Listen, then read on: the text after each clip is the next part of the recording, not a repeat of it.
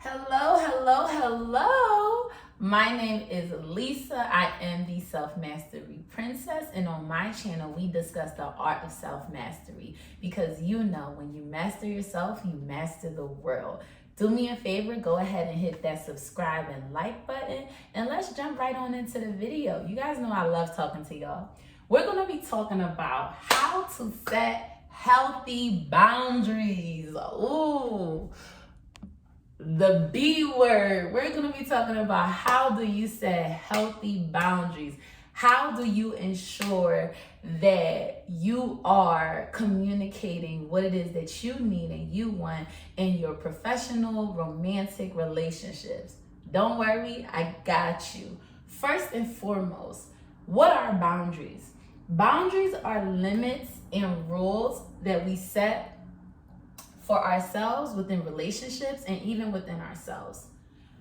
Boundaries is important because boundaries is the thing that shows people how you want to be treated. Many times we fall under this thing where we just expect people to know how we are, know what we want, know what we like. And it's like you can't really operate like that because everybody's operating in their own movie, their own perspective, their own way of life. So you have to be able to be proactive, as my favorite author, Stephen Covey, says, and set up these healthy boundaries ahead of time so that you can show people and communicate what that looks like for you. What are the benefits of setting boundaries? The benefits of setting boundaries are endless, but I'm just gonna name a few. Setting boundaries activates your personal power. It gives you autonomy over your life. It allows you to feel like you are in control. You are making your own decisions. You are in the driver's seat of your own life. It also stops you from burning yourself out. Oh my goodness, I used to be such a crazy people pleaser, burning myself out. I had no boundaries. I didn't even know what a boundary was. And I gained weight. I was depressed. The list goes on and on. So since I've developed some healthy boundaries in my life, I have been able to improve my self-care and I have felt more of a power within my life. Also, it improves your emotional health. We always think of our physical health and our mental health, but there's a third one. Your emotional health is extremely important. In fact, most of us move based on our emotions and how we feel. So having healthy boundaries in place, that's gonna allow you to protect and increase your emotional health with this, which is so important. It also decreases stress when you have boundaries because you are in control. You are not overexerting yourself. You are not putting yourself in stressful situations because you are able to know that and let people know that so you can avoid those certain tricky situations.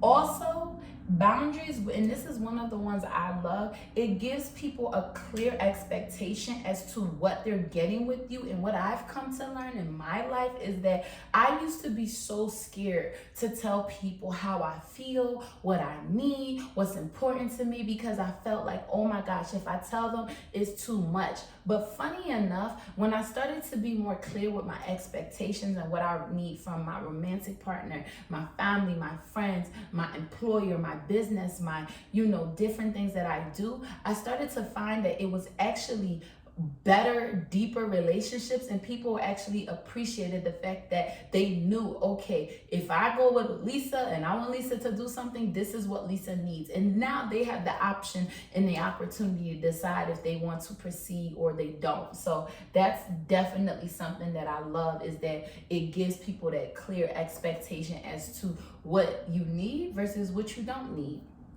How do you set boundaries? First off, before we start going and just telling people our boundaries, I'm going to call y'all out because this is something I went through. When I thought I had boundaries, I didn't have any boundaries. I was too busy wanting to tell people my quote unquote boundaries, and I myself didn't even know what I wanted. And I think that's a mistake that we tend to make. We tend to think that people are not respecting our boundaries when indeed we don't have any boundaries. We don't even know what that looks like. So the first thing that you're going to want to do, you're going to want to get crystalline clear on your priorities and what that looks like for you. What are your boundaries around your health? What are your boundaries around your personal relationship? What are your boundaries around the way you interact with people, the level of interaction? What are your boundaries around your personal development? What are those boundaries? You need to sit down and you need to think about your personal boundaries in every area of your life. What are your boundaries around your finances? What are your boundaries around the type of political views you want to discuss? What are those boundaries? What are they?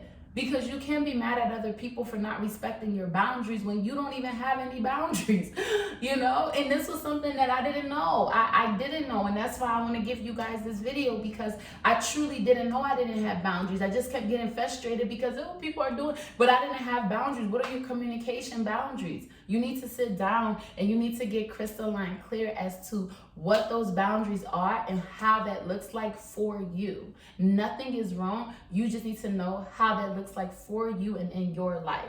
The second thing, and it goes back to number one, be really real with yourself. I feel like a lot of people feel like they can't be real with yourself. If you like what you like what you like. Know what you want and know what you can tolerate and what you can't tolerate. Know what is too much for you and be honest about that. I'm not the type of person that's going to go on a 10 mile trail. I can't do that. I'll go to the gym, I'll go for a little walk, but if you take me out to a 10-mile trail, it's going to bring a lot of frustration into me. That's a boundary. I need, I need to take breaks. I can't do that long stint. But I'm honest about myself and I know that. So when you go to creating your boundaries, know your level of toleration amongst certain things. Like, there are certain things that I don't mind. Like, you could take me to any party. I'm open. I love meeting people. But some people, that's a hard boundary for them. They need to know what's going on. They need to know the type of people, the environment, the culture of the event. You need to know what you can and cannot tolerate in different sectors and areas of your life. That's the second way you start to set healthy boundaries in your life. Y'all know what I'm going to say. I did it in my last video. Listen to your gut. That's going to also help you be able to set those great boundaries. The next thing, how you can set healthy boundaries, think of the impact of the actions that you take. Think of the impact of what does it look like if I don't have any boundaries around this area in my life or this topic. What does it look like if I don't have a limit on how many drinks I want to have or how much energy I'm exerting in a certain topic? What does that look like? You need to be able to think of your long-term impact on your life, and that is how you'll be able to reverse engineer and set those boundaries. Do things that make you feel good. Follow the feeling. I know that's not popular in our world today, but you need to be able to follow the feeling. Do what makes you feel good. Do what lights you up. Follow the light at the end of the tunnel. If you feel like just going out to the mall, going dancing, whatever, do what makes you feel good. That's another way you set healthy boundaries. Number 6, offer an alternative. So let's say you're in a dynamic where, okay, let's say my boundary is, we're talking about the 10-mile mountain climb. One of my girlfriends or somebody's like, hey, Lisa, let's go on a 10-mile mountain climb.